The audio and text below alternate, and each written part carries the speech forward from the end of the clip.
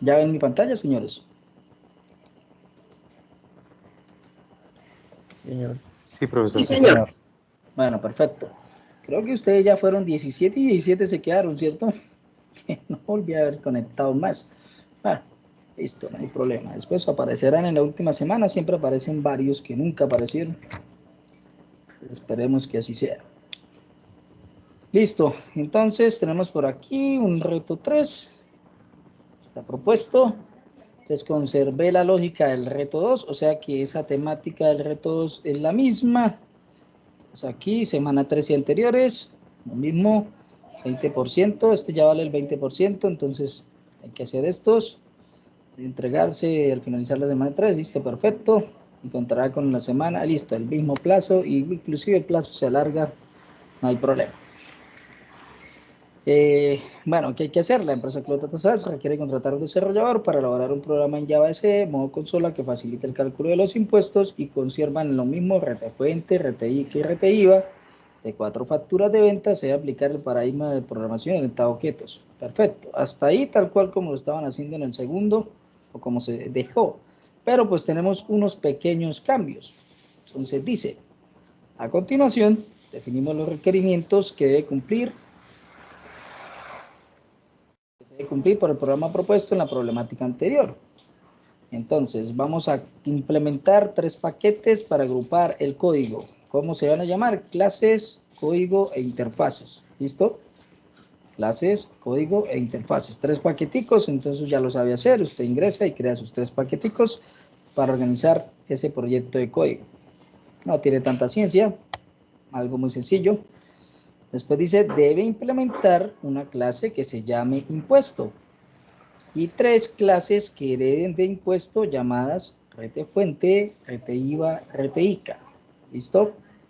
O sea que recuerden el ejemplo de perfiles, administradores, contadores y auxiliares contables.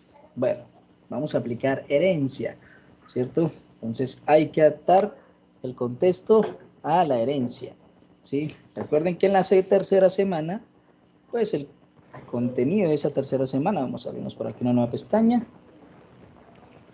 Veamos por acá.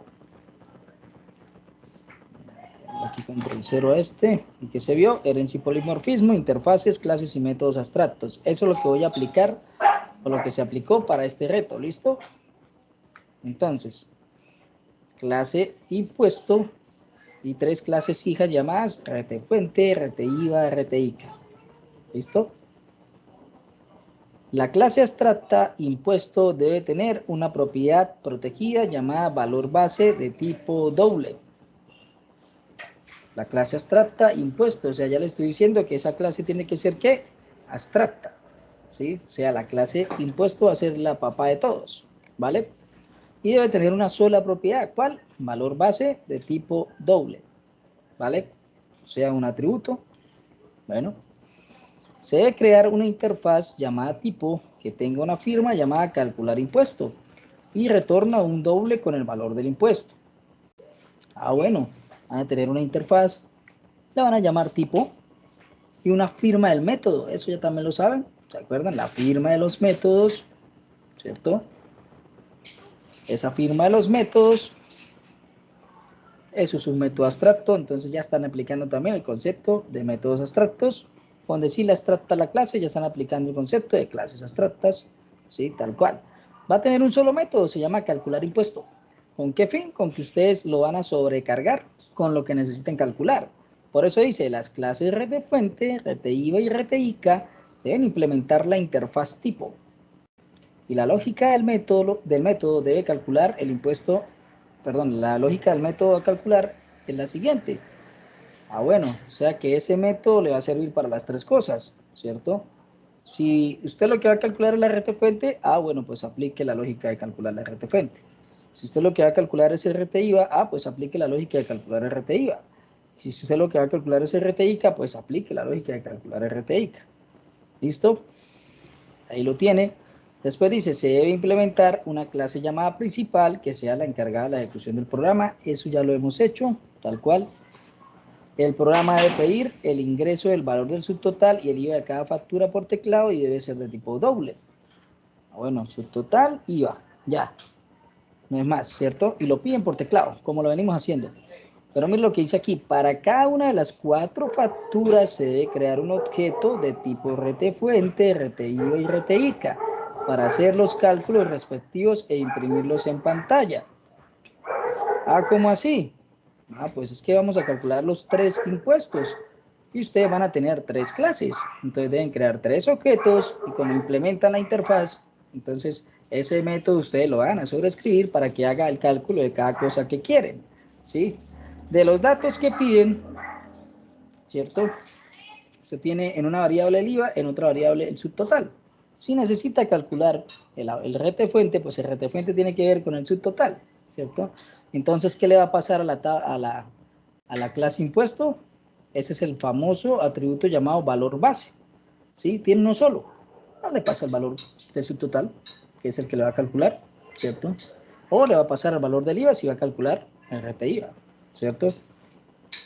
Por eso dice objetos de tipo clase RT fuente, RTI o RTICA. Los debe crear para poder solucionar el inconveniente, ¿cierto? Para poder solucionar todo sin problema. Regálame un segundo.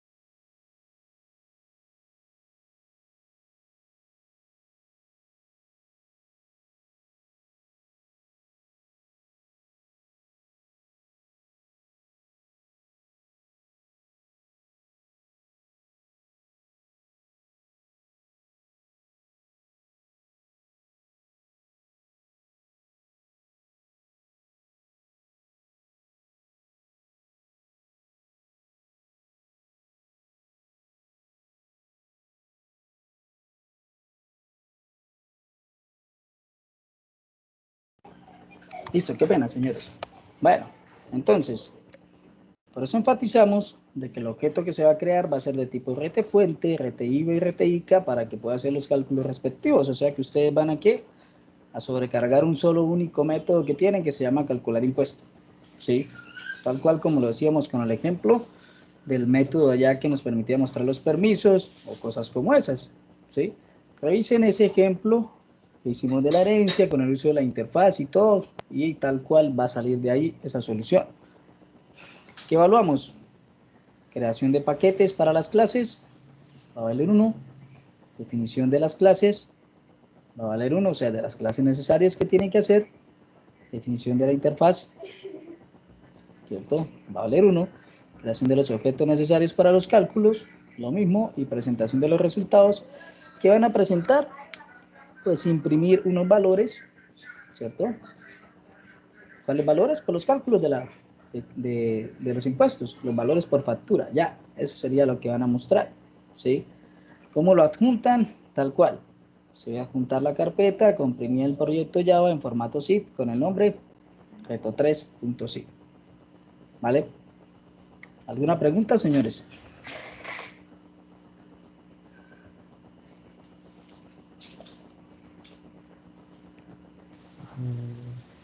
No, no sé, pero...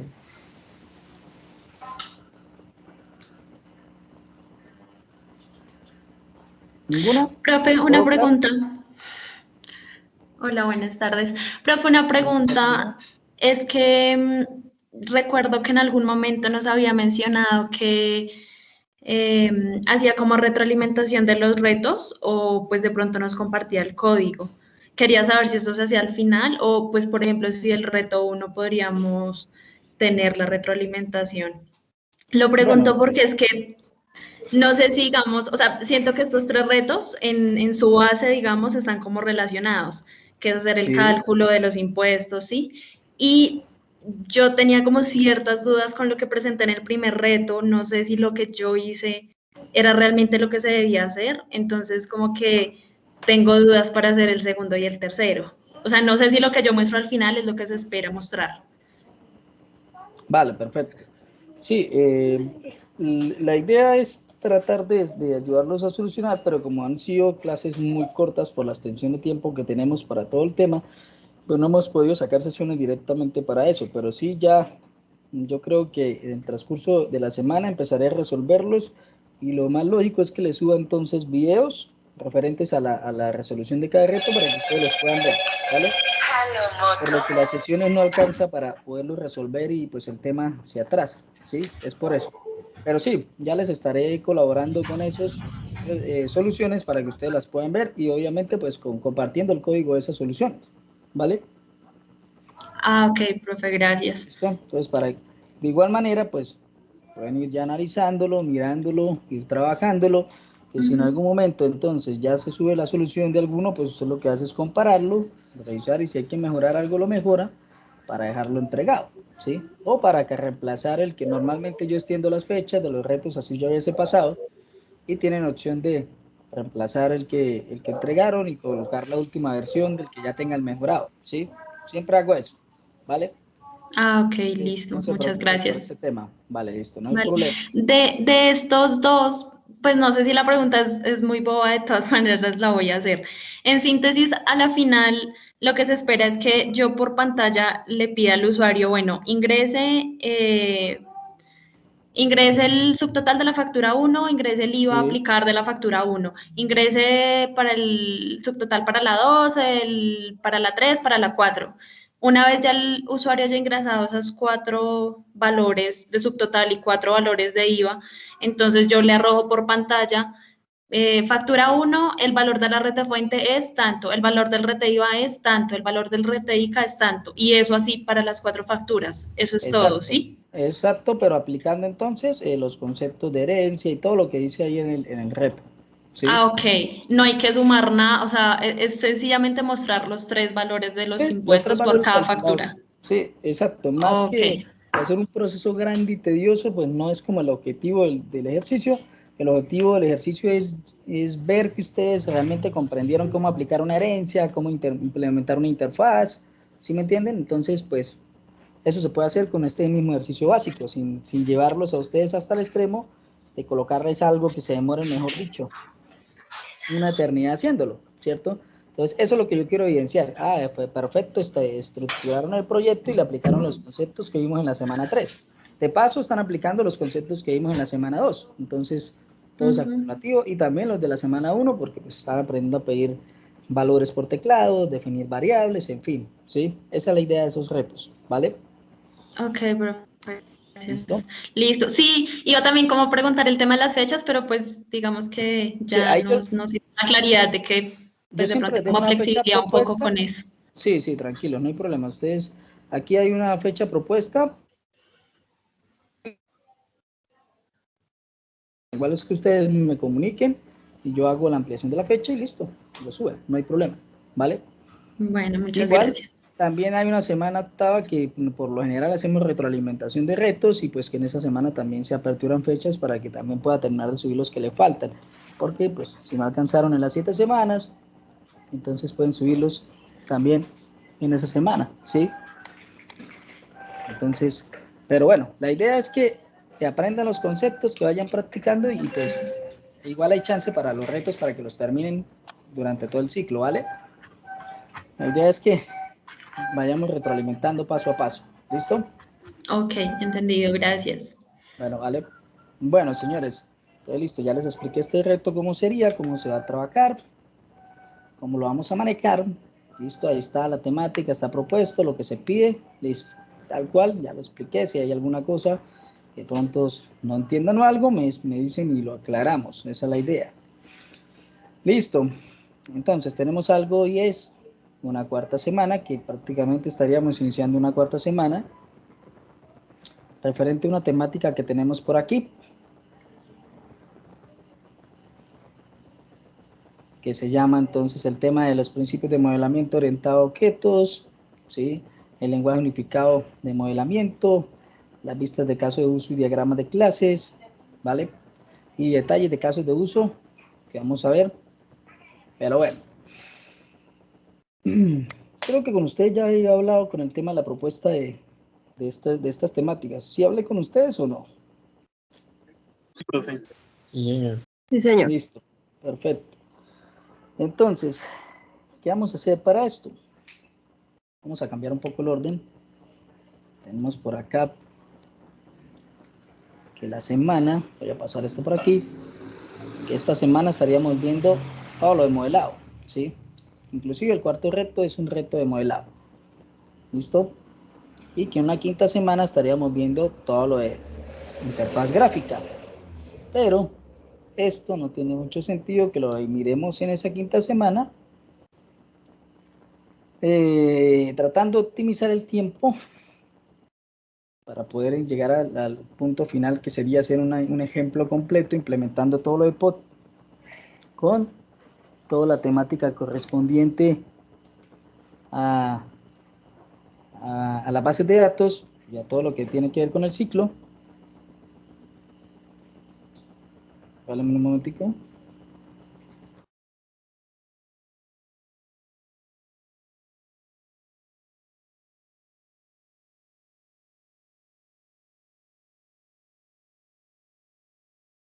Listo, pues, perdón, pues en aras de poderles dar un mejor enfoque a lo del ciclo, pues yo voy a hacer unos pequeños cambios en el orden, ¿listo? Igual no hay problema, lo importante es ver la temática, eso no va a haber inconveniente, sino lo importante es cumplir con la malla que tiene como tal el ciclo, ¿sí? Entonces, ya preparé un material que tiene que ver con esto, que ahorita le vamos a echar una chequeada, pero que se va a dejar adjunto para que ustedes lo lean y entiendan cómo es este tema, ¿listo? Posterior a eso vamos a aprender a instalar una herramienta en nuestro NetBeans que nos va a ayudar a generar una parte de diagramas de estos, ya teniendo nuestro proyecto de código. Ahí vamos a aprender a instalar esa herramienta, ¿cierto? Como tal, y les voy a decir cómo funciona para que con eso pues saquemos lo correspondiente a este reto 4, ¿vale? ¿Cuál es la idea? La idea es de esta temática aprovechar hoy solamente esta sesión de nuestro material, se los adjunto, y la sesión de mañana correríamos algo aquí. Esto está para la quinta semana, ya no va a subir para acá, sino subiría lo de la sexta semana. ¿Listo? Lo pasaríamos acá. ¿Por qué? Porque es que acá tengo que ver interfaz gráfica, ¿cierto? Pero no tengo conexión a bases de datos ni nada, y me tocaría ponerme a hacer ejercicios con listas temporales, allá con lo que tiene la interfaz gráfica, después pasar a base de datos y después volver a retomar la interfaz gráfica. Entonces, por el área del tiempo, pues no tiene como mucho sentido el orden por el momento para hacerlo rendir y llegar al objetivo, que es hacer el ejercicio completo aplicando todo lo que aprendimos. Pues me parece más correcto que de una vez empecemos a ver bases de datos, ¿sí? Dejamos claro lo de bases de datos, entendemos las bases de datos y ahí sí podemos pasar a interfaces gráficas y ya hacemos conexión de una vez con un motor y ya hacemos cosas directamente con bases de datos, ¿sí? No sé qué opinan ustedes.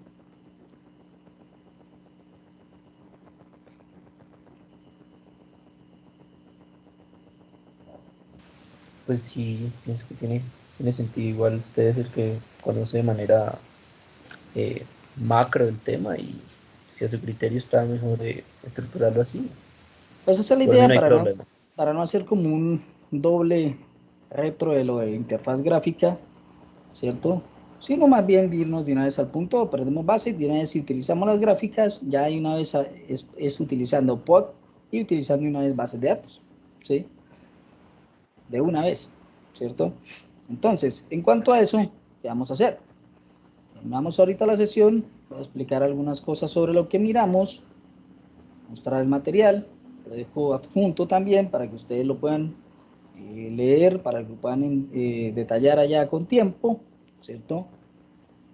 Posterior enseño a instalar una herramienta para el NetBeans, para que ese NetBeans nos permita generar unos diagramas UML de los proyectos que ustedes van a ir haciendo, ¿sí?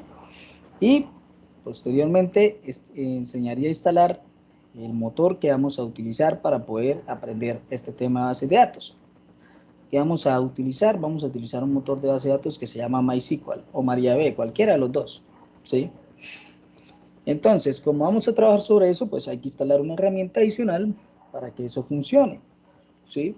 Para que eso funcione, vamos a instalar una herramienta adicional donde ya viene empaquetado esa base de datos y nosotros vamos a empezar a utilizarla. La podemos instalar sola y configurar todo a mano o instalar una herramienta como la que vamos a utilizar, que es un kit de desarrollador, ¿sí? Tal cual como varios kits de desarrollo que vienen para diferentes tecnologías y la estaríamos adaptando para trabajar, ¿vale? Entonces vamos a mirar eso, cómo lo haríamos y cómo lo trabajamos. Listo. Entonces, voy a mostrarles por aquí. Vamos a abrir por acá.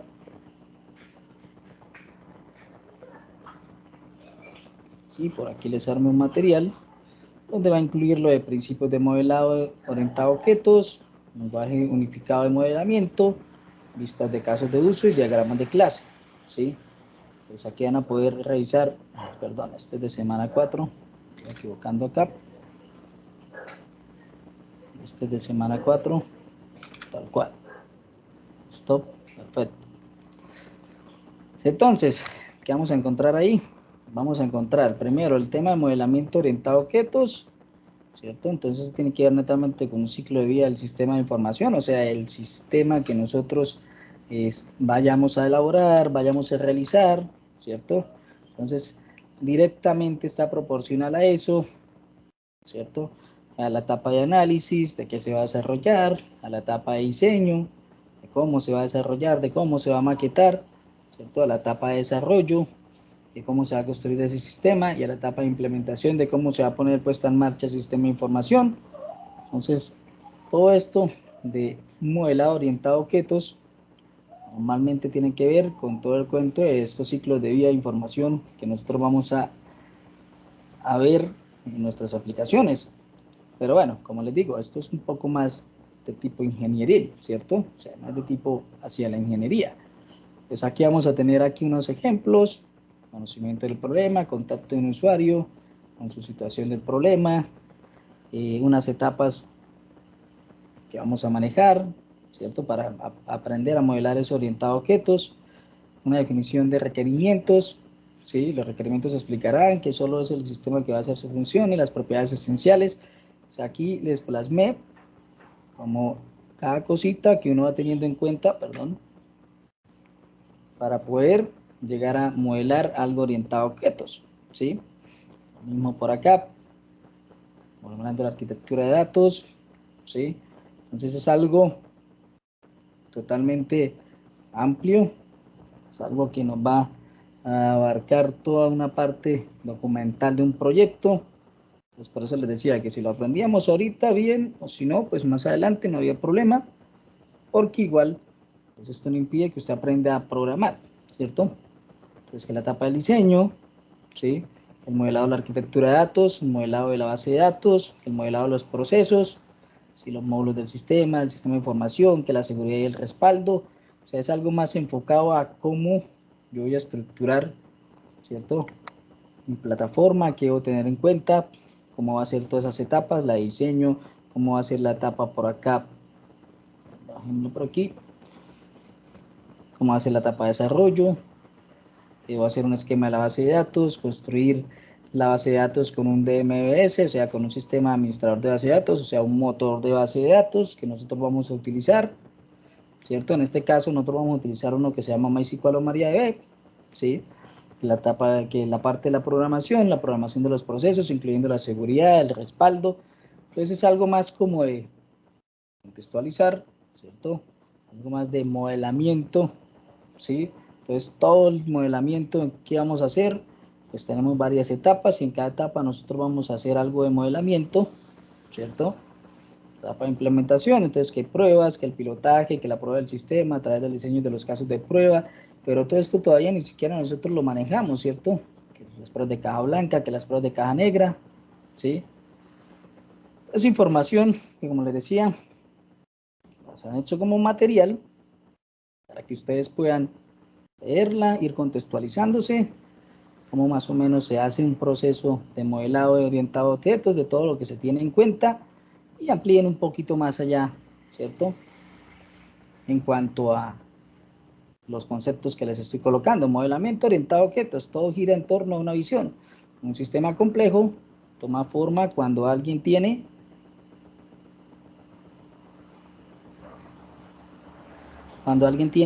que entender completamente la idea y mantenerla en mente mientras crean el sistema de forma. El éxito de los proyectos de desarrollo, aplicaciones o sistemas se debe a quien sirven como enlace entre quien tiene la idea y el desarrollador, ¿sí?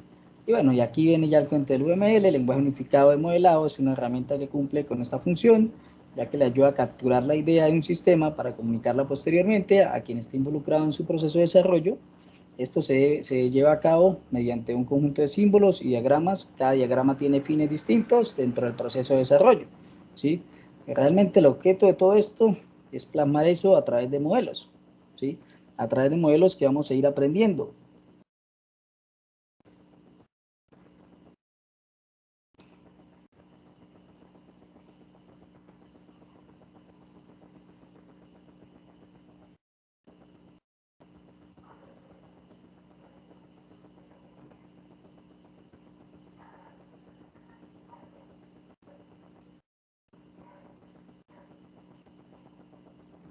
¿Listo? Entonces, ese es el fin, de llegar ¿qué? A una parte de UML, ¿sí? Por aquí más, aquí tenemos un breve recuento en cuanto a eso, el tema de modelamiento de objetos, una pequeña historia sobre ese tema, ¿cierto?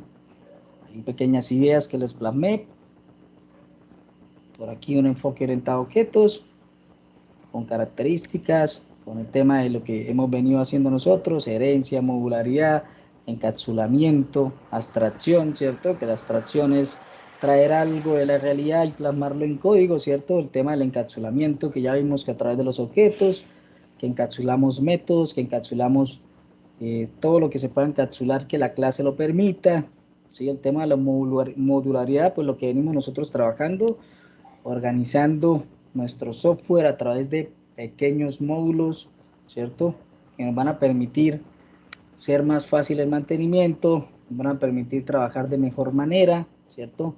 La herencia, que ya ustedes la conocieron, que nos va a servir para organizar código ¿en cuanto a qué? Pues a ese montón de cosas que nosotros escribimos una y otra vez y que van a hacer lo mismo. No, centralicémoslo, una sola clase que tenga los métodos, ¿cierto? Y ahí heredemos a otras clases que van a utilizar métodos en común. Entonces, pues esas cosas son para eso, ¿sí? Para mejorar todo el tema de calidad de nuestro proyecto, todo el tema de calidad de lo que hacemos.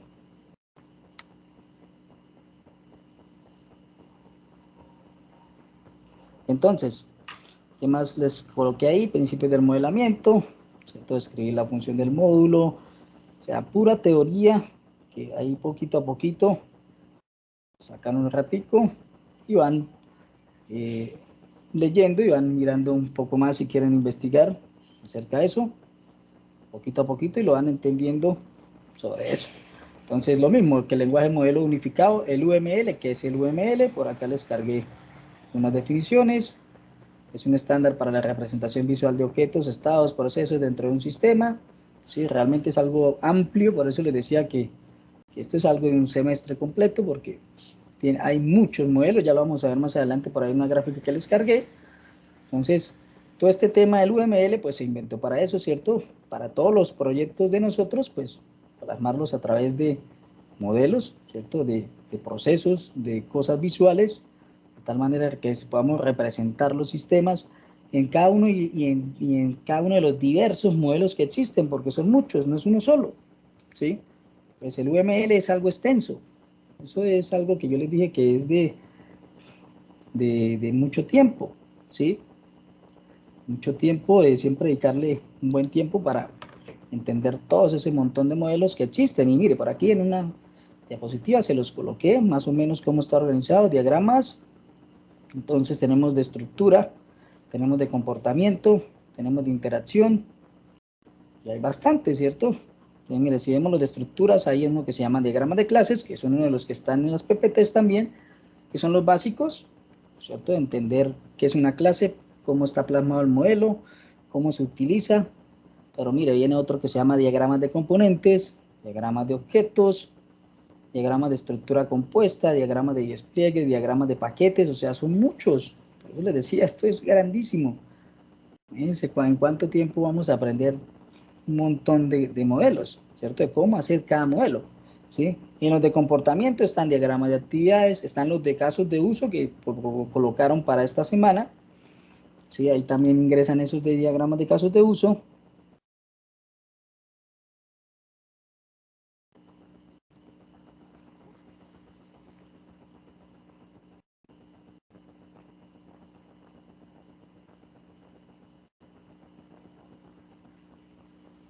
¿Lo me escuchan? Sí, señor. Sí, profe. Que es que se me está como cortando el micrófono. A veces, señor, a veces. Sí, está aquí, que está como el cable se intentó como partir. El perrito lo intentó partir. Tocó comprar diadema. Vale.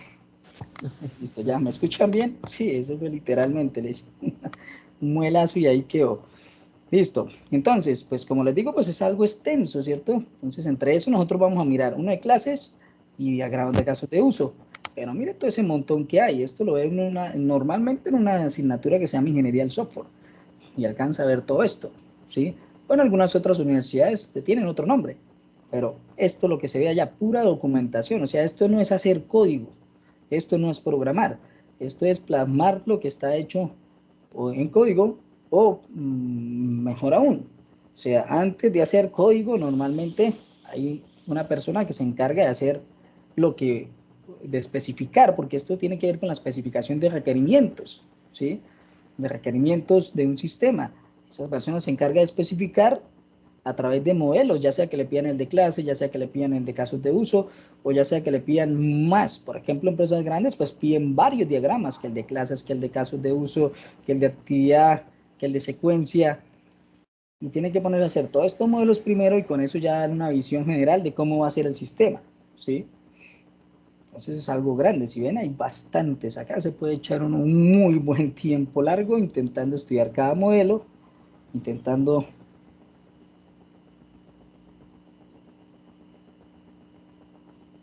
intentando abarcar toda esa temática.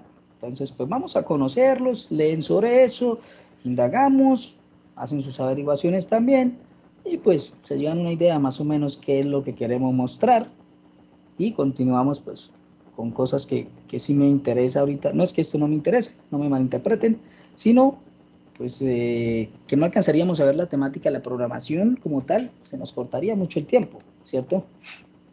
Es como para aprovechar al máximo la codificación, aprender a codificar, y ustedes pues cuando ya quiere ser más pulido, ya quiere llegar a un nivel más de ingeniero, pues empiezas a estudiar temas como estos. Inclusive hay una rama solamente para la gente que no quiere aprender, que no quiere programar y estudia sistemas, ¿cierto? Y es enfocarse en toda la parte de ingeniería de requerimientos. Y eso puede vivir, ¿sí? Porque todo software grande y en empresas grandes que hacen todo el proceso completo, pues siempre utilizan una persona, en este caso alguien que solamente esté netamente en el área de levantar requerimientos, de plasmar esos requerimientos en modelos y entregarle todo eso a los programadores para que ellos se encarguen a codificar, ¿sí? Entonces, esto es una línea bastante vasta, grande. ¿No? Les decía que pues, sacarla en 4 clases es, es un proceso muy, muy ambicioso, ¿cierto? Pero bueno, la idea es que lo conozcan más o menos y pues gracias al material lean y se enteren más o menos de qué es cada diagrama. Bueno, por ejemplo, estos de clases tienen que ver con lo que ya estamos trabajando nosotros, ¿sí? Inclusive yo les subí ya por ahí de la semana 2, sí, de la semana 2. Si ustedes ven, ya tienen un anexo. Aquí en el material complementario tiene un anexo que se llama semana 2, ¿listo? Y ese anexo tiene pues unos conceptos básicos de lo que trabajamos de esa semana 2, por aquí, de que es una clase, ¿cierto? De un ejemplo de una clase, y mire, aquí tenemos un diagrama de clase. Esto es un diagrama de clases, ¿cierto? Entonces, ¿qué tiene un diagrama de clases? Esto es lo que nosotros vamos a aprender con una herramienta de modelado, ¿sí? O lo que nosotros aprenderíamos, perdón, con una herramienta de modelado, ¿cierto? Con una herramienta basada en UML. Y es aprender a hacer los gráficos y saber que este diagrama que lleva, mire, el nombre de la clase, mírelo cómo va, atributos, mírelo cómo los muestran, ¿cierto? Nombre, 2 puntos, el tipo de datos, género, el tipo de datos, ocupación, el tipo de datos y todos los atributos que vaya a tener la clase. O sea, esa es la sección donde nosotros decimos private, protected o public apenas iniciamos la clase, ¿cierto? Los atributos que definen la clase. Si lo viéramos desde el lado del ejemplo de la clase perfil que hicimos, pues era el código del perfil, el nombre del perfil, ¿sí? Y de pronto le arreglo perfiles que después definimos. O sea, esta es la sección de sus atributos. Y después tiene una sección de las operaciones o los métodos. ¿Sí ven? Normalmente esos son los métodos. ¿Y qué van a hacer ahí? Ahí no van a programar. Por eso les digo, ahí no programan, ¿cierto? Aquí modelamos, o sea, hacemos dibujos. ¿Sí? ¿Y qué vamos a poner? Pues cada uno de los métodos que va a llevar esa clase. Ah, bueno, yo necesito que haya un método que se llame obtener nombre y retorne un string. Que haya un método que se llame obtener género y retorne un string. Que haya un método que se llame obtener ocupación y retorne un string. Que se llame modificar nombre y reciba como parámetro un parámetro llamado nombre de tipo string, ¿cierto? Aquí solamente pone eso. Y esto ya es un diagrama de clases, ¿cierto? ¿Para cuántas clases? Pues para una, mire, es para la clase persona. O sea, profe, si tengo 10 clases, ¿tengo que hacer 10 dibujitos? Sí, señor. ¿Sí? O sea, si tengo 10 clases, ¿tengo que hacer 10 dibujitos? Sí, claro. Tienen que hacer 10 dibujitos. O sea, especificando cada clase, ¿cierto? Entonces, estos diagramas de clase, pues, tienen un proceso. Sí, mira, ahí dice, el diagrama de clases es uno de los diagramas incluidos en UML. O sea, todo tiene que ver con lenguaje de modelado unificado. Clasificado dentro de los diagramas de estructura, como tal, se utiliza para representar los elementos que componen un sistema de información desde un punto de vista estático. Ah, bueno, o sea, plasmamos algo gráfico, ¿sí? No hay nada dinámico ahí. El diagrama de clases es un diagrama puramente orientado al modelo de programación orientada a objetos, efectivamente.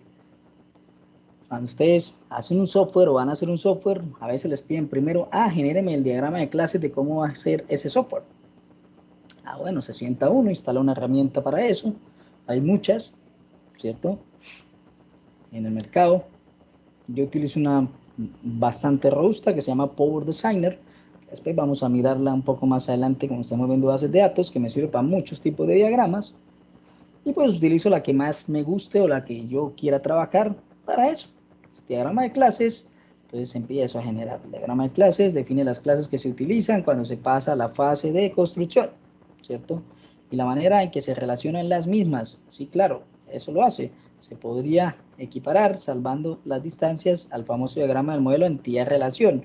Esto es otro diagrama, ¿sí? Y que ahorita que iniciemos bases de datos, vamos a mirar que se parece al de clases, pero este es un diagrama enfocado a los datos, ¿cierto? A la parte de datos, o sea, a la parte de la base de datos, no a la clase, ¿sí? Se parece un poco, pero el contenido es enfocado, uno es enfocado a la parte de la aplicación como tal y este es enfocado a la parte de la base de datos. Con esto es que normalmente uno programa, ¿sí? Yo no entiendo cómo los desarrolladores de hoy en día trabajan sin tener un diagrama a la mano.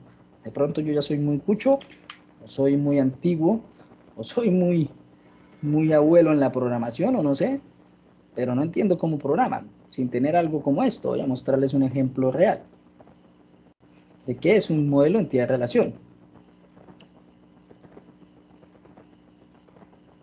Por aquí, y vamos a abrir uno por acá. Vamos que cargue por aquí. Porque no lo he entendido, la verdad no he entendido cómo programan sin tener un modelo a la mano, ¿sí?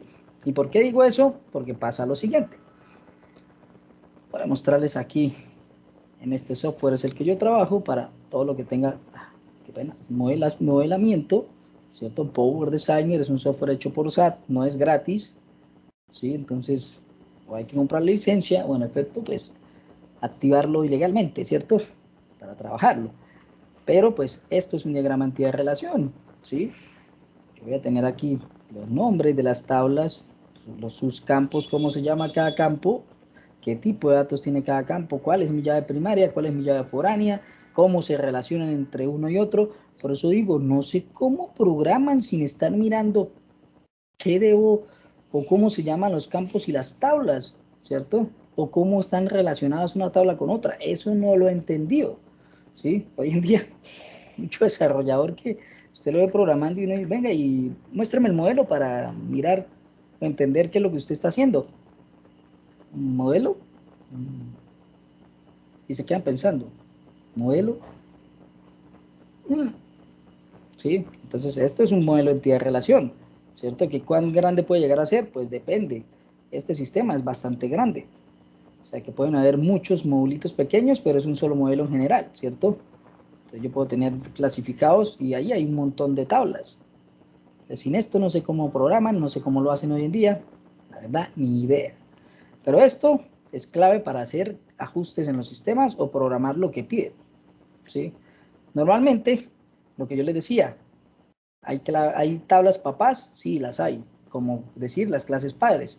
Normalmente uno ¿qué hace? Transformar, por ejemplo, esto es una tabla papá, ¿cierto? Perdón, esto es una tabla papá, transformar esta tabla a una clase. Y cada tabla papá sería en nuestro sistema una clase, ¿cierto? ¿Cuáles serían sus atributos? Pues los nombres de los campos de la base de datos. ¿Cuáles serían sus tipos de datos? Pues obviamente, mira, los que tienen que ver con la base de datos también, ¿cierto? O sea, todo es muy parecido, todo es muy proporcional o muy relacional a lo que se está haciendo, ¿sí? Entonces, esos modelos, pues son estos famosos que llamo acá entidad-relación y que dicen que se parecen mucho a los de clase, sí, son parecidos, pero con objetivos distintos, ¿sí? Dice que no está recogido en UML, tiene una utilidad similar, la representación de datos y su interacción, ¿cierto? Ambos diagramas muestran el modelo lógico de los datos de un sistema, ¿sí? Uno lo hace a través de representación de clases y el otro lo hace a través de representación de datos en las tablas, ¿sí? Pero son similares, porque normalmente se hace eso. El nombre de la tabla es usuarios. En la clase yo lo voy a llamar usuario, ¿sí? Y los atributos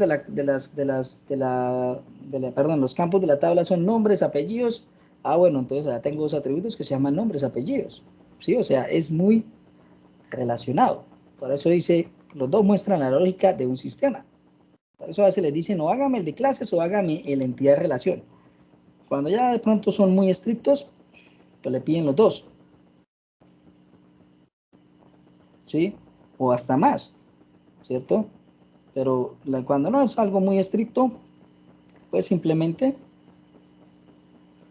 les piden uno de los dos. Normalmente en las pruebas para ingresar a trabajar a empresas o algo, le piden a uno el de clases o le piden identidad de relación, ¿cierto? Pero no le piden los dos, o a veces los dos, dependiendo. Eso también depende, pero normalmente son los que más uno utiliza para seguir y haciendo código. Bueno, ahí está la definición. Ustedes van a encontrar unos pasitos para elaborar un diagrama de clases. Paso 1, el enunciado se debe extraer los sustantivos. Bueno, esos son unos pequeños pasos, quiénes son los actores, cómo se deben llamar las clases, ¿cierto? Que con letra mayúscula, un paso a paso que uno lee y uno va comprendiendo. Ah, sí, sí, ah, bueno, sí, así hay que hacerlo, ¿sí? Para poder utilizar ese diagrama o hacerlo, ¿sí? O realizarlo. Ahí, como le digo, hay muchas herramientas. Yo les voy a pasar, les voy a proporcionar también el instalador de la que yo utilizo, para que también lo instalen, lo tengan en sus equipos y puedan trabajar también con esa, ¿vale? O si no, si quieren hacer con las normales, UML Starter o UML, eso es lo que hay herramientas en línea ahora. Lucidchart también hay una por allá que se llama, que es online, que sirve también para hacer todos estos modelos. Inclusive si instala uno una herramienta de Microsoft que se llama, creo que Vision, también le permite hacer modelos de este tipo y más modelos, ¿sí? Entonces herramientas es lo que hay para hacerlos. Entonces unos pasitos de cómo se debe utilizar al momento de creación, aquí como en la asociación, ¿cierto? Las líneas que lo unen, cómo van, ¿cierto? Por acá, si va a ser una herencia, mire cómo debe unir una herencia, mire con flechitas así. O sea, es cuestión de sentarse, mirar y van diciendo, ah, bueno, sí, así lo vamos a manejar. Si va a ser una interfaz, si es una agregación, estos conceptos nosotros no los vimos, agregaciones o acumulación, hasta ya nos llegó lo de pod, ¿cierto? Composición tampoco, pero ahí lo coloqué como para, si realiza interfaces, perdón, se me saltó. Ahí un ejemplo de cómo va la interfaz, de cómo debe ir la relación, ¿sí? Algo muy práctico para que usted lo vaya entendiendo, ¿vale? Por aquí un ejemplo propuesto, inclusive les dejé el espacio por si lo quieren hacer y dejé una PPT en blanco para que obviamente usted empiece a sentarse y mirar, y si lo quieren modelar, pues ahí tienen un ejemplo propuesto, extraer sobre eso, hacer un modelo. Por aquí también puse otro, basado en un diagrama de clases, intentar hacerlo, ¿sí? Intentar hacerlo, ahí hay dos propuestos. Y después puse aquí lo de los diagramas de caso de uso, que son los otros diagramas que dicen que hay que ver, ¿sí? Entonces puse este tema, los diagramas de caso de uso, ahí está la definición, el lenguaje modelado, pertenece a UML también. Los de caso de uso son modelos que describen cómo diferentes tipos de usuarios interactúan con un sistema informático para resolver un determinado problema o necesidad. Por lo tanto, describen los objetivos de los usuarios, las interacciones entre los usuarios y el sistema, así como el comportamiento que se debe ejecutar el sistema para satisfacerlos, ¿cierto? Los casos de uso son una de las técnicas para especificar los requerimientos funcionales del software. Bueno, este tema de requerimientos, normalmente uno siempre que estudia sistemas va a ver que los dividen en dos tipos de requerimientos. Unos que son funcionales y otros que le dicen no funcionales. Los que son funcionales siempre tienen que ver con todo el tema de qué es lo que hace el software, ¿sí? Que el software debe imprimir, que el software debe calcular una RT-fuente, un RT-ICA, un RT-IVA, que el software debe capturar unos datos por pantalla, que el software, todos esos datos que se piden, todos esos datos o todos esos requerimientos que hay que hacer, que el software debe calcular la sumatoria de las facturas de la fecha tal hasta la fecha tal, esos serían requerimientos funcionales, o sea, todo lo que el software hace, todo lo a nivel de funcionalidad, ¿sí? Y normalmente hablan de requerimientos no funcionales, ¿cuando qué? Cuando son requerimientos de tipo no de función como tal del software, sino de tipo de tecnologías que voy a utilizar, ¿sí? Por ejemplo, que la base de datos debe ser tal, que la versión debe ser tal, que el sistema operativo en que se va a configurar la plataforma va a ser tal sistema operativo, que es una arquitectura cliente-servidor enfocado en en X y en X cosa, que tiene un frontend basado en esta tecnología, un backend en esta otra, sí, o sea, cosas que no son de funcionalidad, sino de definiciones de la parte no funcional, sí, es enfocado a las tecnologías que se van a utilizar, a las que no se van a utilizar, a especificar eso, sí, normalmente eso se aprende así, sí, por eso es que ahí dice muy claro, solo detallamos los requerimientos funcionales, los diagramas de casos de usos se utilizan para eso, solo para detallar los funcionales, o sea, lo que hace el software. Que si tienen que tener un botón rojo que cuando lo imprima salga un mensaje en pantalla, eso es un requerimiento, ¿sí? Un mensaje en pantalla que diga, hola mundo. Ah, bueno, eso es un requerimiento, ¿vale? Bueno, ¿qué más podemos tener? Los casos de uso están compuestos por 3 elementos, actores, casos de uso y relaciones. Sí, normalmente están compuestos así. Asimismo, una especificación de requerimientos funcionales elaborada bajo la técnica de casos de uso debe estar compuesta por diagramas de casos de uso, descripción de los actores, la especificación de los casos de uso. Y bueno, ¿y qué es un caso de uso? Mire, esto es lo que normalmente hacemos. El matachito va a ser el actor. ¿Y cuál es el actor? Pues normalmente es la persona que utiliza el sistema o los que interactúan con el sistema, ¿cierto?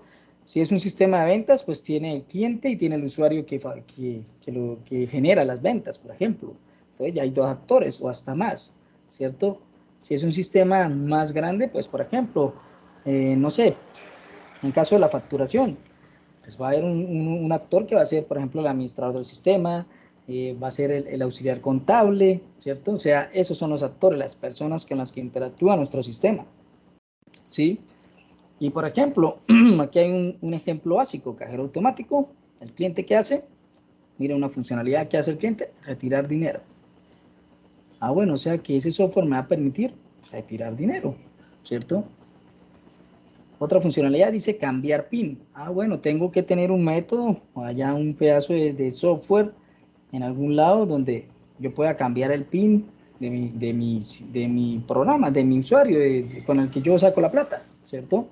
Y efectivamente, usted va a mirar el cajero tiene una opción de cambiar la contraseña, ¿cierto? De cambiar la clave, ¿sí? Obtener últimos movimientos y saldo. Bueno, pues voy a tener aquí otra otro pequeño componente de mi programa donde me va a permitir ver en pantalla los últimos movimientos, cuánta plata me queda. Eso es una funcionalidad. Todo esto son funcionalidades, ¿sí? La forma de graficarlo, mírelo, ahí está el matachito, la relación, el óvalo, y coloco todo lo que necesite. Por ejemplo, si mi proceso va a ser iniciar sesión, bueno, que ingresar el nombre del usuario, ingresar la contraseña, ¿cierto? Y otro, dar clic en el botón iniciar sesión, ¿sí? Y ya sería un caso de uso. ¿Que va a ser quién? El usuario para el proceso de iniciar sesión. Y así le tocaría hacerlo por cada cosa que haga el sistema. Imagínense qué tan grande puede llegar a ser una especificación de requerimientos basadas en casos de uso. ¿Qué creen ustedes? ¿Pequeñita o grande? Grande, profe. Muy grande, ¿cierto? Dependiendo del tamaño de la aplicación. Entonces, por eso les digo, eso es extenso. Inclusive se especializan gente solamente en eso. Normalmente les dicen ingenieros de requerimientos, ¿sí? Y ellos solamente se encargan de eso, hacer los dibujos, hacer los modelos que van a utilizar, ¿cierto? A especificar ahí paso a paso, a través de modelos, todo lo que van a hacer.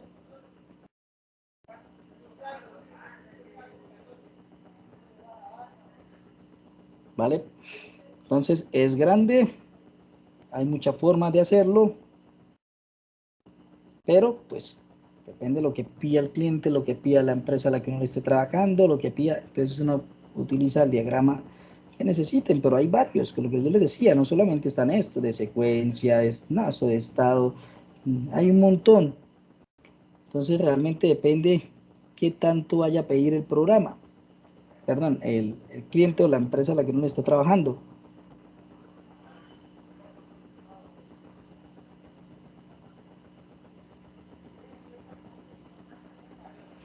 ¿Vale?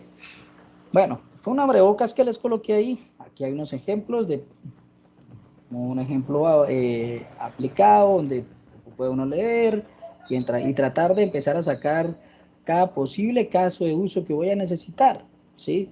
Mire, en un sistema de información para el manejo de una aula virtual de economía solidaria se especifica que el afiliado inicialmente debe iniciar sesión, lo que incluye la validación de su usuario y contraseña y el registro en el log de auditoría. Mira, ahí ya hay un caso de uso, ¿cierto? Ingresa el usuario, ingresa la contraseña, ¿cierto? De clic en un botón, se validó, se hizo la validación y después debe registrar ese ingreso en un log de auditoría, ¿sí? Entonces este tema del UML es eso, de realmente leer y leer posibles casos y tratar de identificar cuáles son las funcionalidades, ¿sí? Mire, una vez haya ingresado el usuario estudiante, dice, o sea, que ¿cuál es el actor? El estudiante, ¿cierto? Ahí ya lo está diciendo. Al sistema podrá realizar varias actividades, como que consultar la temática en la que va a trabajar, con soluciones paso a paso, realizar la evaluación para que el estudiante debe estar preparado y culminar la prueba, ¿cierto? Observar el informe de los resultados con sus respectivos logros.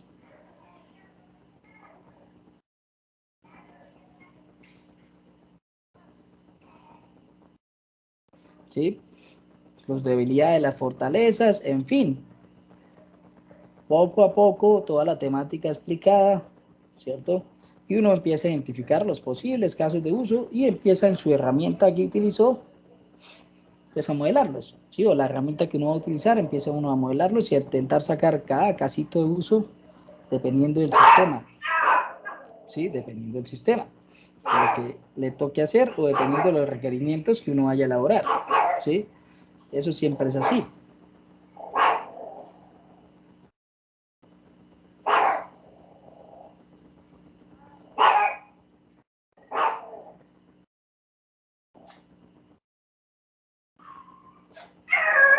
Bueno, perfecto.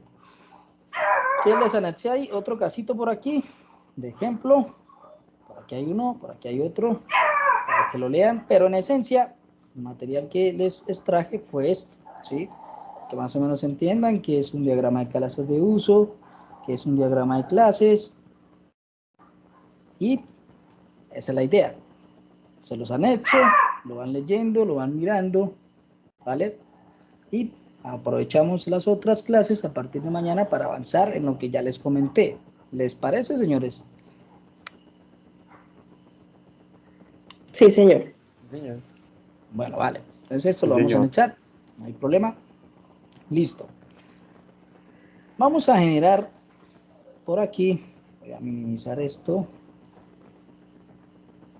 Voy a minimizar esto por aquí. Y voy a abrir por aquí NetBeans. Un momentico. NetBeans nos permite instalar un plugin que también se los voy a compartir ahí en la sección de material complementario para que lo podamos instalar. Y nos va a ayudar a generar los diagramas de clase automáticos basados con lo que ya hicimos, ¿cierto? Por ejemplo, tengo un ejercicio ahí y lo puedo hacer, generarlo gracias a ese plugin. ¿Vale? Ya les voy a mostrar cómo lo hacemos. Denme un momento.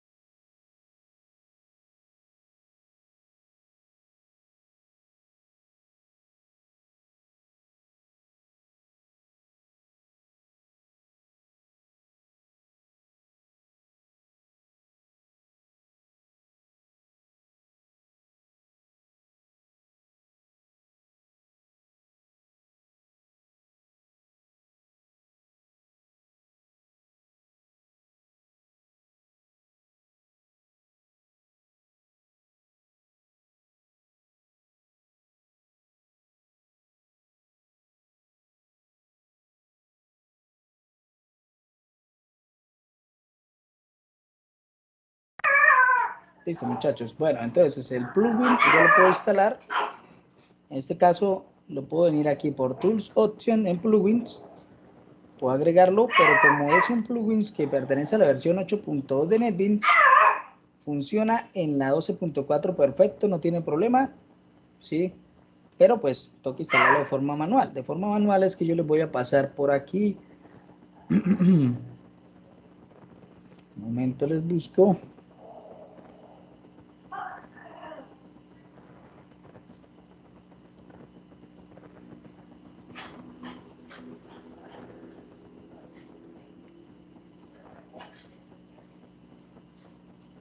Se me perdió el archivo.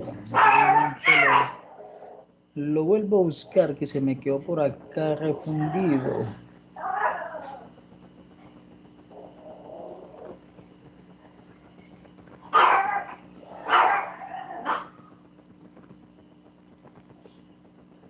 Listo, perfecto, ahí ya lo encontré. Entonces, ¿qué les voy a pasar? Ahí adjunto a la plataforma este comprimido que se llama EasyUML. Lo voy a juntar de una vez. Por acá. Por aquí. Y vamos a subirlo. Ahí en esa semana 4, el material complementario. Voy a dejarlo de una vez adjunto.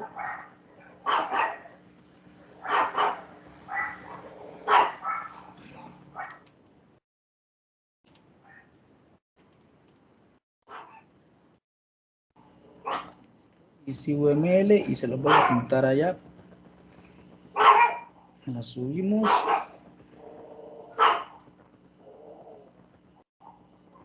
Listo. Ahí lo subí. Quedó allá, ya lo pueden descargar. Y voy a subirles otro por aquí que se llama este señor. Voy a comprimirlo de una vez. Listo. Perfecto. Se llama un pad 200. También lo voy a subir con ese nombre. Dejarlo de una vez ahí.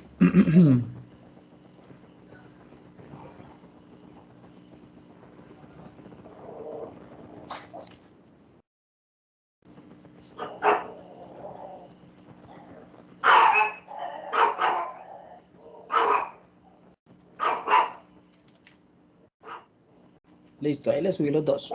¿Qué van a hacer cuando descarguen el EasyUML? Vamos a hacer lo siguiente. Apenas lo descarguen,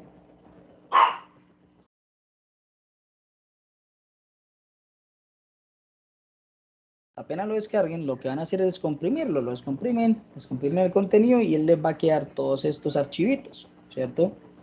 ¿Cómo lo instalamos en NetBeans? Bueno, vamos a hacerlo de la siguiente manera.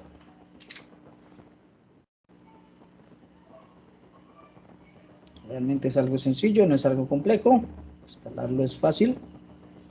No tiene así mayor cosa. Vamos a mirar cómo lo instalamos. Lo único así diferente es que es un plugin que no está en los repositorios en línea de la versión 12.4, porque siempre que actualizan, pues se demoran tiempo en volver a actualizar los repositorios de los plugins. Usted lo descomprime y va a abrir NetBeans por aquí, ¿cierto? Y va a ir a la opción donde dice Tools. Donde dice Tools va a encontrar una opción que se llama Plugins, ¿cierto? Y va a encontrar por aquí una opción donde dice Downloads, añadir plugins. Entonces, Downloads, añadir plugins. Y ahí va a buscar en su directorio en donde lo tiene guardado, pues lo va a buscar. Por ejemplo, yo lo tengo por aquí. OneDrive. Por aquí lo tengo. Material plugins. Listo, busco en donde lo guardé y él me va a mostrar todos los archivos. ¿Qué voy a hacer yo? Seleccionarlos todos. Selecciono todos los archivitos y le digo Open. ¿Sí? Aquí ya me sale la lista de los que él va a instalar. Entonces, ¿qué hago? Downloads, añadir plugins. Busco en qué carpeta está mi plugin descomprimido. ¿Sí? Deben descomprimirlo. Selecciono todos los archivitos. Y le digo Open. Entonces, aquí él ya me va a salir todos los que va a instalar. Y por último le digo Instalar. Va a pasar por acá, me va a decir que va a instalar algunas cosas, le voy a decir que sí, que acepto. Y bueno, mire que si tienen la versión... Profe, una pregunta, ¿con todo y carpeta? ¿Con la que dice licencia? No, yo no seleccioné licencia, simplemente Okay. los archivos que dicen .nv, NVM, ¿sí? Mira, entonces, ¿qué pasa? Les sale un inconveniente de algo que se llama, que no tenemos necesita el UNPAD 200. ¿Qué pasa? Desde las versiones de NetBeans de 14 hacia abajo, eso ya venía incluido en el NetBeans, un archivo que se llama UNPAD 200. Eso es un punto .exe, un programita pequeñito que se utiliza ya para instalar plugins de forma manual, pero de la versión 12.4, perdón, 14 de la versión de las versiones de la 11 hacia abajo, todas esas versiones traían el UNPAD 200 incluido. Perdón, disculpe, ese UNPAD 200 no tiene que ver con NetBeans, tiene que ver con la versión de Java, ¿sí? Del JDK que nosotros instalamos. De la 14.1 hacia abajo traían ese archivito ya listo, el programita ya incluido. Pero desde la versión 14.1 hacia arriba, pues lo quitaron, no sé por qué lo quitaron. Entonces, ¿qué es lo que hay que hacer? Cuando sale este problema y le va a salir con algún otro plugin, ¿sí? Con algún otro plugin que quieran instalar poco a poco, le va a salir ese problema, ¿sí? Pero es fácil de solucionar, no tiene tanto complique de solucionar, simplemente es bajar ese archivito, ¿sí? Y configurarlo en donde tiene que ir configurado. O sea, que ese que dice UNPAD 200 que les agregué por allá, ¿cierto? Aquí atrás, este señor, así tal cual, .exe es comprimido, lo van a copiar. ¿A dónde lo van a pegar? Van a ir a buscar en donde quedó instalado el JDK, sea en equipo, en C, en archivos de programa, y buscan la carpeta que dice Java. Mira, ahí está, JDK 1601. Entro acá y busco donde dice bin. Dentro de la carpeta bin pego ese archivito. No es más, no tengo que hacer nada más, no tengo que ejecutar nada. No, simplemente ir a archivos de programa, buscar la carpeta Java, buscar la carpeta donde se instaló el JDK 16, buscar la carpeta bin y agregar un pad 200.exe. Ya, no tengo que hacer nada más. Eso. Ya después de que lo agregue, pues puedo volver otra vez aquí a mi NetBeans, decirle que OK, cancelar acá y volver a ejecutar la instalación, decirle install.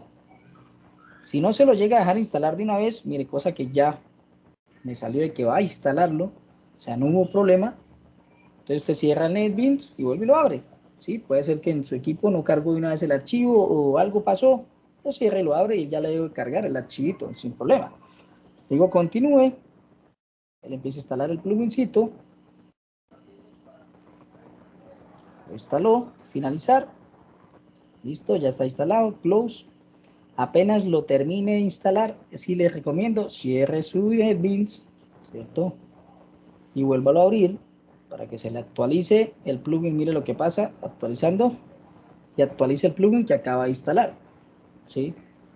Deja que vuelva y cargue normal, tal cual.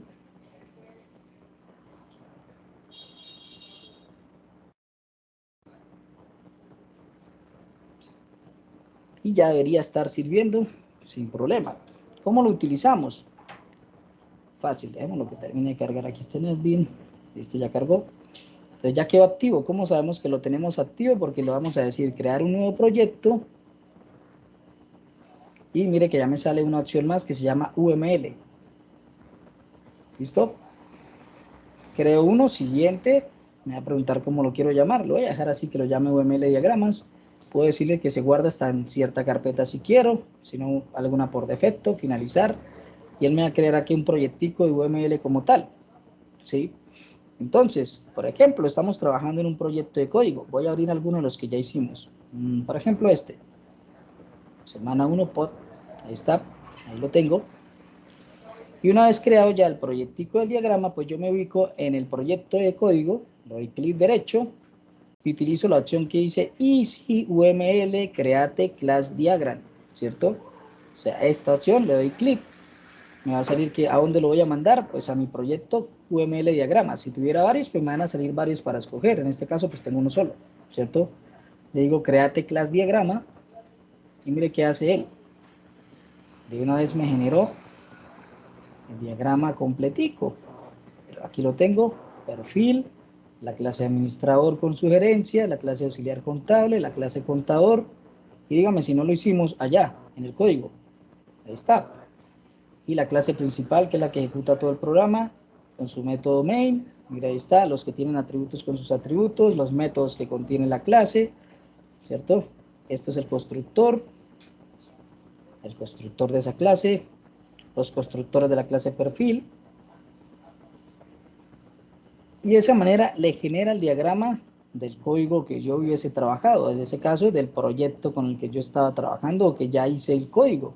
Y mire que aquí en el árbol me va a permitir ver cada clase, ¿cierto?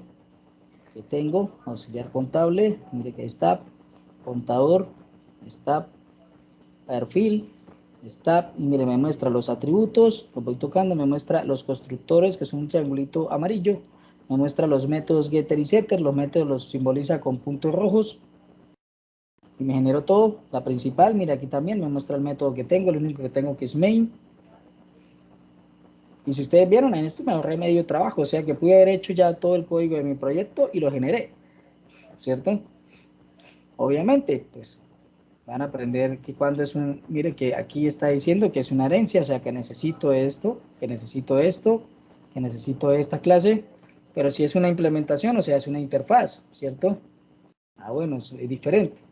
Sí, mira, aquí están los cuadritos de las interfaces, esto no lo vimos nosotros, interfaces, clases, y puedo arrastrar un elemento nuevo por aquí, crearlo, y empezar a trabajar con este elemento, cambiarle el nombre, colocarle lo que necesito, mira, añadir métodos, acá dice, ¿cierto?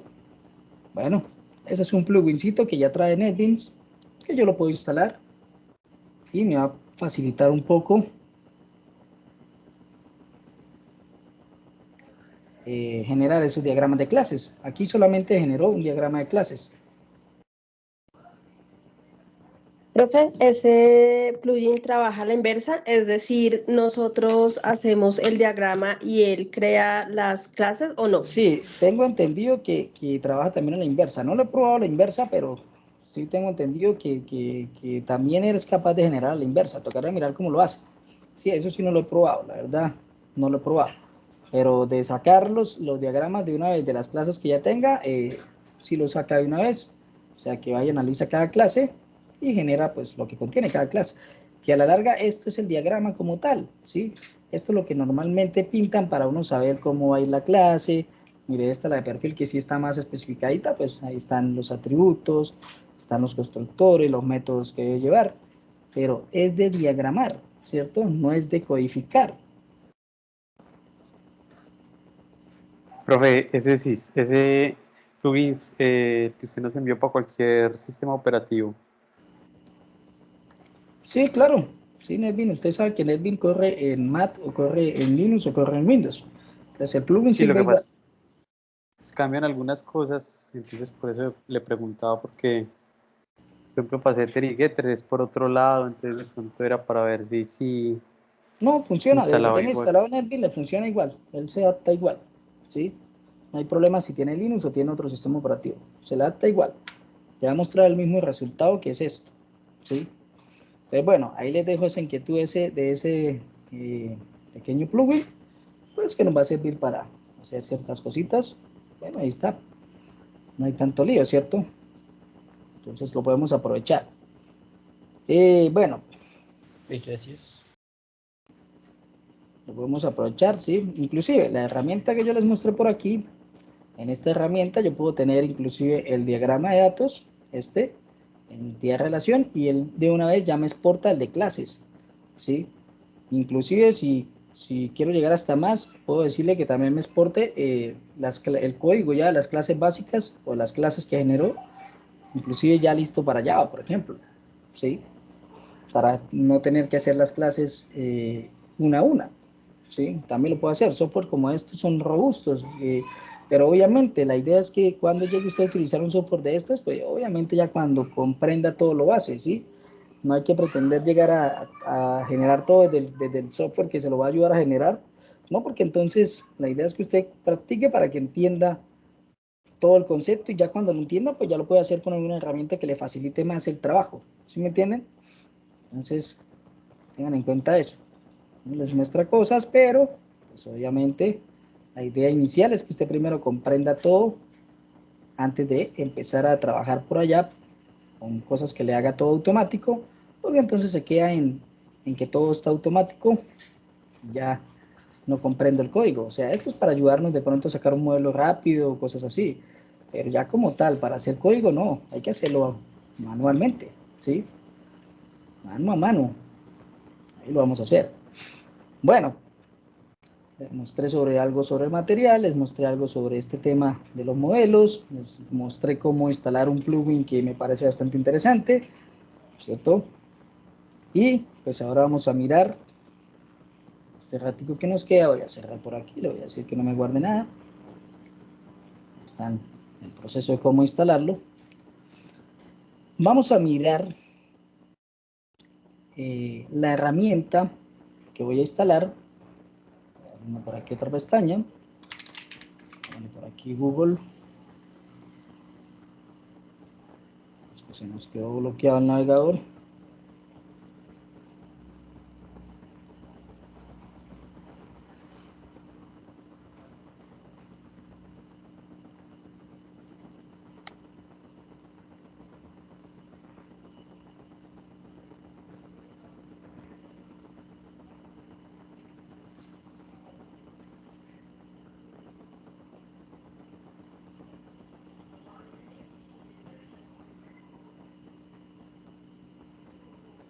Listo, perfecto. Se nos bloqueó aquí. Abramos otro navegador. Tenemos una pestaña por aquí. Vamos este. Es que se bloquee. Listo, ya. Entonces, ¿siguen viendo mi pantalla, señores? Sí, señor. Sí, Listo, bueno. Entonces, como vamos a utilizar MySQL o MySQL o MariaDB, cualquiera de los dos, ¿vale? No hay problema, son basados en lo mismo. Pues yo puedo venir a instalar MySQL manualmente, pero no vamos a hacer eso. Normalmente nos demoramos más tiempo y realmente pues ese no es el objetivo, ¿sí? El objetivo no es mirar cómo nos demoramos instalándolo, sino cómo lo podemos utilizar. Aquí pasó algo, ¿qué pasó? Se bloqueó algo.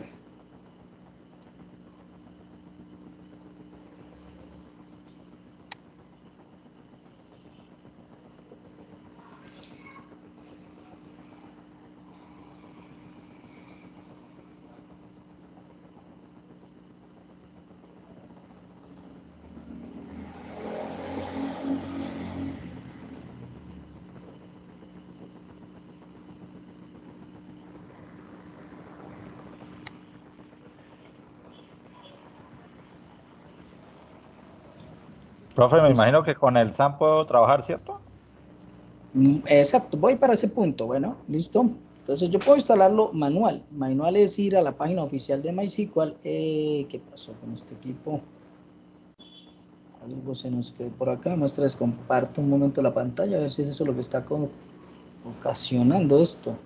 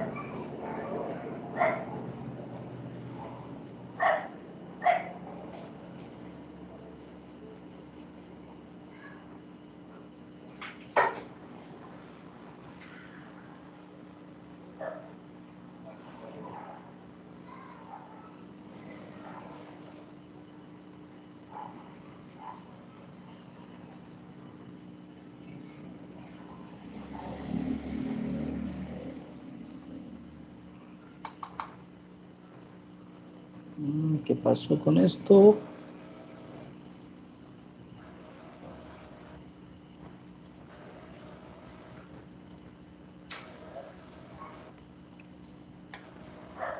Un momento, ¿me escuchan, señores? sí, señor. Sí, señor. Sí, señor. Hermanos, ¿qué pasó? Está como molestando una memoria que le metí.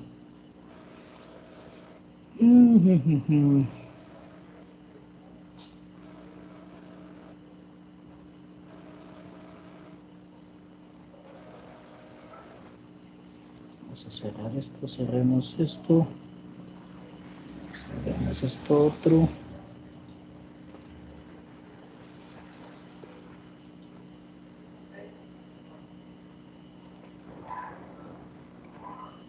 Qué raro.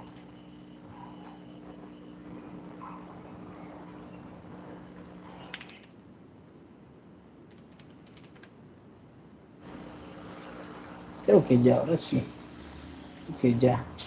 Ok, se pegó por ahí. Bueno, ¿ya están viendo la pantalla nuevamente? Listo. Sí.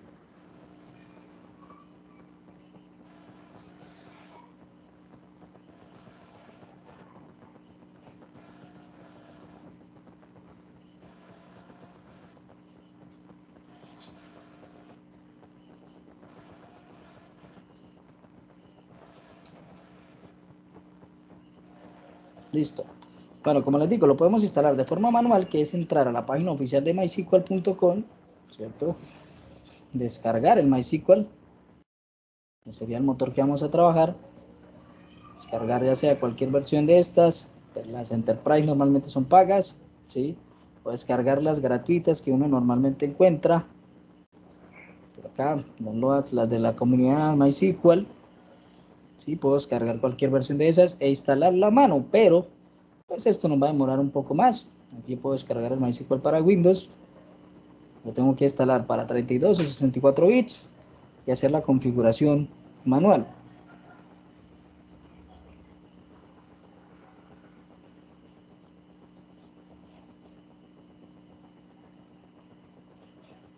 ¿Vale? Pero pues vamos a hacer algo más sencillo para que no sea tan complicado este tema. Después usted puede con calma mirar si lo quiere instalar por aparte, pero les soy honesto, esto poco se utiliza instalarlo por aparte. Nosotros utilizamos kit de desarrolladores como estos. Voy a ir aquí a Google y allá el compañero dijo que si podía utilizar SAN. SAN es un kit de desarrollador, ¿cierto? Que le va a permitir, en ese kit de desarrollo viene integrado ya la base de datos de MySQL. O sea, ya cuando lo instalan, él de una vez ya instala esa base de datos, ¿vale? Pero pues yo voy a utilizar uno que se llama Laragon, que me ha parecido más sencillo para este tipo de trabajos. Entonces yo voy a entrar aquí donde dice Laragon, escribo Laragon nada más, ahí se los voy a pasar, decirle en Downloads, voy a pasar el enlace completo, por aquí en el chat. Lo copiamos de nuevo, que parece que no lo copió, copiar, y pegámoslo por aquí en el chat, listo. ¿Y qué va a tener Laragon? Por Laragon son kit de desarrolladores.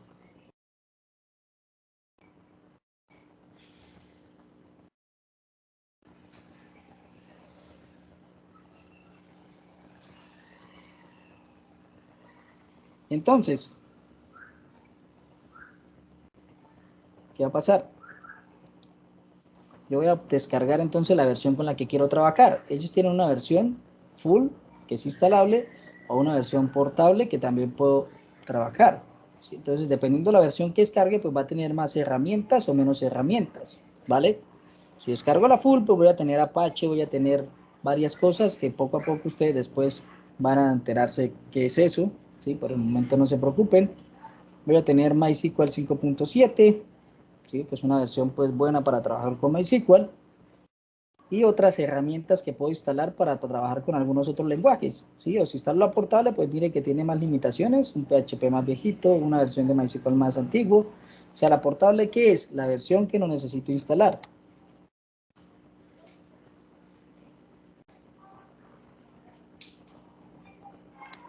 Vamos a instalar, pues, la full.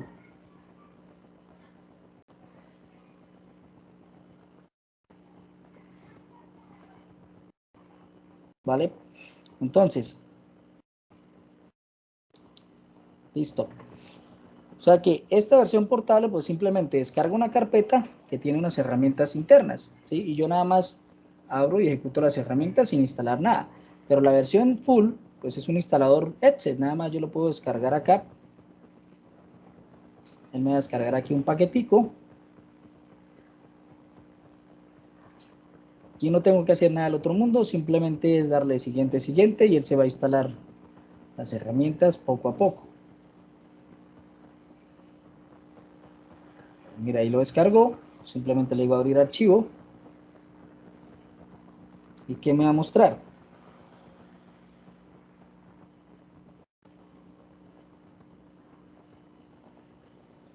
Vamos a mirar, mire, me va a mostrar el idioma en el que lo quiero instalar, pues soporta varios idiomas, por ejemplo español, digo que ok. Me va a decir que va a instalar, inclusive añade el Notepad++, si todo esto yo le puedo decir acá siguiente, y le puedo decir instalar, no es nada más, simplemente él me va, estas opciones las podemos dejar chequeadas, no pasa nada, que inclusive agregue el Notepad++, y le digo siguiente y lo doy a instalar, no debo hacer nada más, él se instala y cuando se instala y se termina de instalar, pues voy a tener algo como esto, no lo voy a instalar porque ya lo tengo aquí instalado, entonces voy a tener algo como que, pues, perdón por aquí, algo como esto, este equipo algo le pasó, un icono acá que se llama Laragon y yo simplemente le doy clic y me va a abrir una consola como esta, ¿sí? Y va a tener, pues como les digo, varias herramientas, pero la que nos interesa por el momento a nosotros es aquí donde dice bases de datos, ¿sí? Esta es la que nos interesa a nosotros, donde dice bases de datos, ¿vale?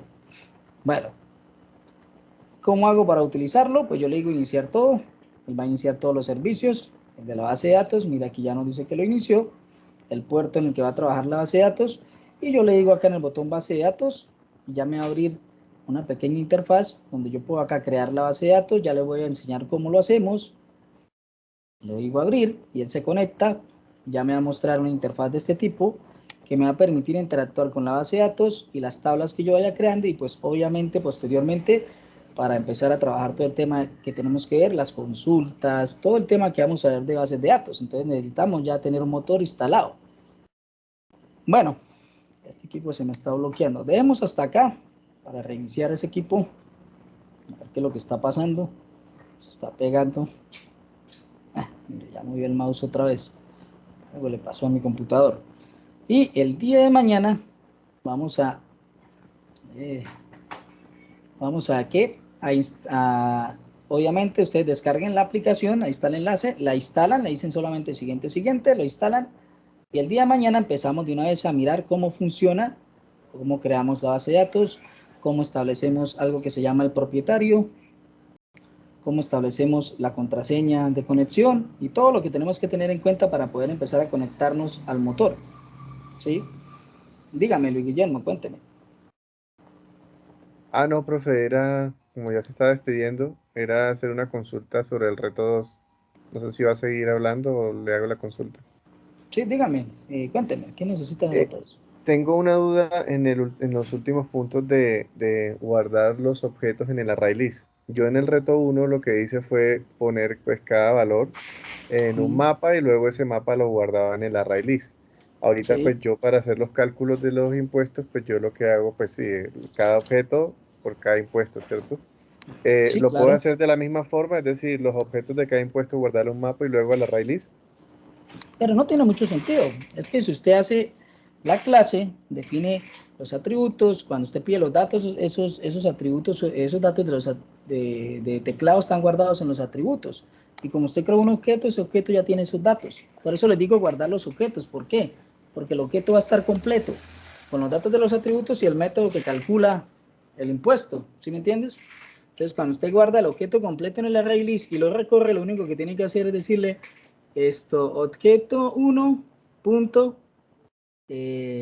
calcular fuente y él le va a mostrar el resultado. ¿Sí? Entonces, por eso les digo que no es necesario que lo guarde por separado. O sea, no necesita guardar los datos como en el objeto mat. No es necesario. Cuando Ok. recurre el arreglo, saca usted cada objeto y a través de utilizar cada método, pues le va a mostrar eso en pantalla. Ya, eso es todo. ¿Sí? Coge un SOUT como hicimos en los ejemplos, SOUT. Este es el retefuente de la factura. Concatena el objeto 1 punto, calcular retefuente y él le muestra el resultado en la pantalla. ¿Sí? Porque ya está todo en la clase, ya está todo en el objeto encapsulado. Eso es lo que quiero que comprendan. ¿Listo? Vale, Víctor Hugo, Ok. si no está Laragon para más, no hay problema. Descargue uno que se llama SAN. Hace lo mismo, ¿vale? Hace lo mismo, ya les voy a escribir cómo se llama, acá, SAN, y ese sirve también para MAT. Sí, Franklin, cuéntenos. Profe, este Laragon, ¿yo lo puedo instalar o me genera algún conflicto con el SAM? Le va a generar conflicto con la versión de PHP. Entonces es mejor que tenga o uno o desinstale el otro. ¿Sí? ¿Por qué utilizo Laragon ahora? Yo siempre he utilizado SAN todo el tiempo, pero me gusta algo en particular y es que con Laragon puedo hacer algo que no puedo hacer con SAN. Y es, en mi caso, que desarrollo en varias cosas, varias versiones de PHP, yo con Laragon puedo tener varias versiones de PHP activas para trabajar con cada proyecto. Con SAN no, solamente si instalo el 7.4, el 7.4. Entonces, por eso es que trabajo Laragon. ¿Sí? Pero SAN es bueno. Si ustedes no tienen este caso, que es el mío, mire, yo instalo la versión 7.2 para un proyecto que le doy soporte y que todavía es viejito. ¿Sí? Instalo esta también porque también tengo otro proyecto que le doy soporte. Instalo la 7.4 para trabajar proyectos con Laravel. ¿Sí? Entonces, pues, por eso lo hago. ¿Sí? Por la versatilidad que tiene. Pero, Sí, además que con la base de datos también tiene, o sea, viene integrado como con un sistema de manejo de base de datos de una sí, vez. sí, se llama Heidi SQL. Es una interfaz de escritorio, pues me ha parecido sencillita, fácil de entender. Entonces, me parece versátil por ese lado. Pero si tienen SAN y ya lo entienden, pues trabajemos con SAN. Ustedes, los que tienen SAN, pues trabajan con SAN. La idea es que vamos a mirar el mismo motor y las instrucciones SQL van a ser las mismas. Entonces no hay problema, ¿vale? Y si no, pues desinstalen SAN y montan Laragon, que les sirve igual, ¿vale? Mañana entonces les doy un poco más de amplitud con este tema del Laragon y iniciamos a ver bases de datos. ¿Listo, señores? Bueno, que tengan excelente noche. No se les olvide marcar la asistencia, ¿vale? Tengo la grabación y adjunto ahorita el video y el material de lo de UML.